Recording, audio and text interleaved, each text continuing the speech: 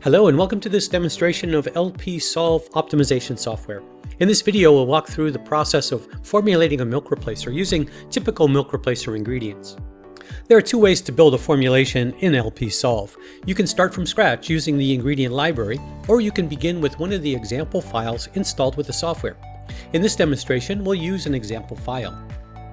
Go to the File menu, click Open, and navigate to the LP-Solve folder in your Documents directory.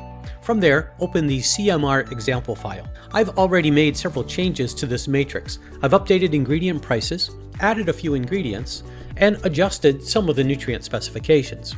You can see those changes reflected in the matrix shown here. Columns C0 and C1 contain calculated values for lysine and methionine on a dry matter basis. These are calculated by taking lysine and methionine as a percentage of crude protein from the feed library and multiplying them by the crude protein concentration. This allows us to apply amino acid requirements directly using dry matter-based minimums from the literature.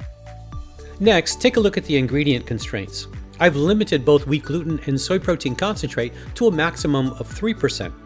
I've also adjusted several nutrient constraints. When mineral ingredients are relatively inexpensive, the optimizer will often try to use as much of them as possible. To control this, I've added maximum constraints for some of the minerals. In this example, calcium and sodium are capped at 1%.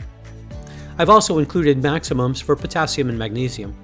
These nutrients are not usually limiting, but inexpensive sources can lead to excess inclusion if they're not constrained. With all the constraints in place and adjustments to the matrix, we're ready to run the formulation. I'll click the Run button and we see that LP-Solve finds a feasible solution. Here you can see the total cost of the formula in dollars per metric ton.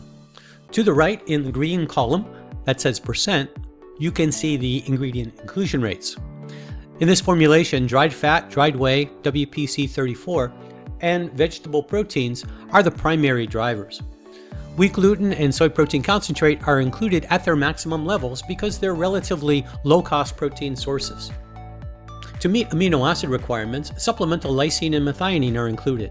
Phosphorus is exactly at its minimum, while calcium, sodium, potassium, and magnesium are all at their respective maximums.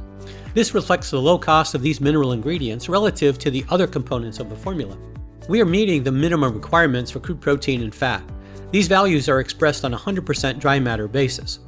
A 2418 tag on a dry matter basis corresponds to approximately 25.3% protein and 18.9% fat at a 95% dry matter basis. In this formulation, dry matter is 95.45%, which is very close to the target. The total cost of the formula is just over $1,800 per metric ton. Actual costs will vary depending on the ingredient prices, the region, and market conditions. Below the nutrient specifications, you see the shadow prices. These values show how much the total cost would change with a 1% change in a minimum or maximum constraints. Shadow prices help identify which constraints are the most limiting and which changes could also reduce the formulation cost. Now look at the final nutrient composition. Ash is just over 11%. Calcium is at its maximum of 1%. Phosphorus is at its minimum of 0.6%. Sodium, potassium, magnesium are all at their maximums, and lysine and methionine are exactly at their required minimums. Overall, the formulation is nutritionally balanced and internally consistent. On the right side of the matrix, the lower and upper price columns show the price range over which each ingredient will remain in the formula at its current inclusion rate. For example, dried whey is priced at $1,000 per metric ton. If the price drops below approximately $995, the optimizer will use more dried whey. If the price rises above $1,070, it will use less. To illustrate this, let's reduce the price of dried whey to $980 per metric ton and rerun the formulation. You can see that dried whey now increases sharply, approaching 42% of the formula. This demonstrates how sensitive ingredient inclusion can be to price changes.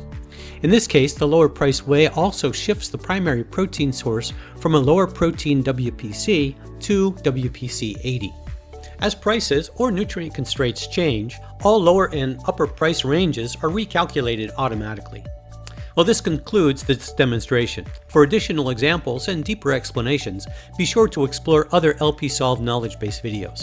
Well, thanks for watching.